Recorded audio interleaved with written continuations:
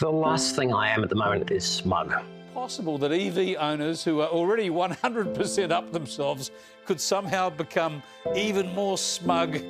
A happy EV driver, content about my choice, thrilled to be saving money at the petrol pump. Generated levels of smug not known for decades. But the last thing I am as an EV driver at the moment is smug. I'm Roscoe and welcome to this special I'm Not Smug edition of Amazing EV. Because out in the media at the moment, these accusations of EV owner smugness seem to be absolutely everywhere. Every time I open a page now, I see another story about someone who's accusing an EV owner of being smug. Media that wasn't traditionally in favour of EVs suddenly, well, they were writing positive stories, they were writing encouraging stories, they were writing stories about the benefits of EVs. That's turned pretty quickly, and all of a sudden, again, we're back to the stories of charging problems and how we're going to manage over the Easter long weekend. And of course, people out there who are accusing the EV owners of being the smug ones. Is it possible that EV owners who are already 100% up themselves could somehow become even more smug and self-approving? You reckon the fuel crisis has fueled their smugness? It's generated levels of smug not known for decades. This is it's very intense smug is what we're coping with. I've always been quietly confident of my decision to buy an EV, but we've taken our fair share of beatings over the last 2 or 3 years. Just about everything that can be thrown at the EV industry and EV owners has been by the mainstream press.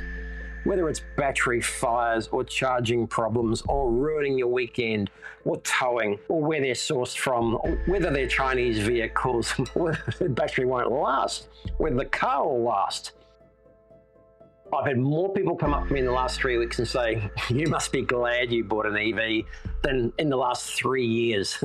People got the realization that this is actually making sense. Because in March 2026, the truth is finally out. It's not a political statement. It's not a decision about lifestyle. It's not an us or them. It just makes more sense. Look at these people. I know these people. They don't look smug to me.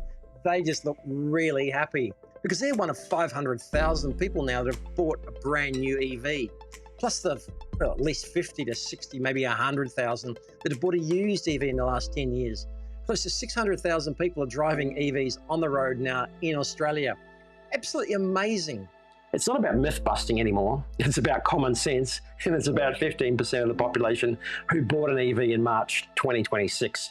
Plus, another 5,000, at least 6,000 who bought a second-hand EV.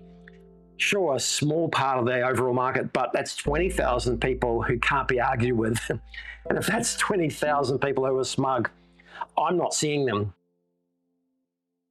Perhaps for a couple of weeks, we could thank the mainstream media for highlighting how incredibly efficient, what a great choice it would be under these circumstances when petrol prices were just going through the roof. Perhaps with petrol prices coming back to some sort of normalized level, not being that expensive. I mean, after all, they never were. EVs are still going to make sense long after this. They're still going to be the choice for the person that wants the best driving experience, the most economical driving experience, the best comfort, the best ride, the quietest, the most advanced technology in a car. They're still going to be the choice for those people. I'm not smug. Most of the EV owners I know are not smug because we're just smiling on the inside. And sometimes we're smiling on the outside as well. Perhaps EV owners are smiling inside like me because these cars are lasting a lot longer than expected. The batteries aren't wearing out. They're cheaper to run. They're cheaper to maintain. The ride is more comfortable. Perhaps you can take a look at the day-to-day experience of owning an EV and you might start to understand what we're talking about.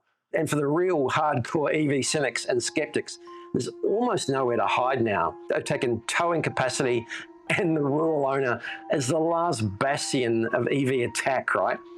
Everything else is just about covered off. Even the mainstream brands, Toyota, Mazda, Subaru, they're coming in with a powerful force of EVs. Just today, another Mazda launched incredibly attractive pricing. Toyota and Subaru have got a swathe of models they're taking to the US, a market that's apparently anti-EVs. Why don't they just bring them to Australia? You've got the brand, you've got the reputation.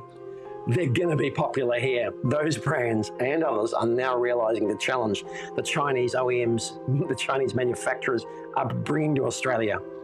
BYD has come out in force across every range, every model, every size. They're coming with EVs and they're coming hard. What a great time to be an EV buyer. You are just spoiled for choice, whether it be new or used. So no smugness, no satisfaction, just quiet confidence and belief that EVs were the answer.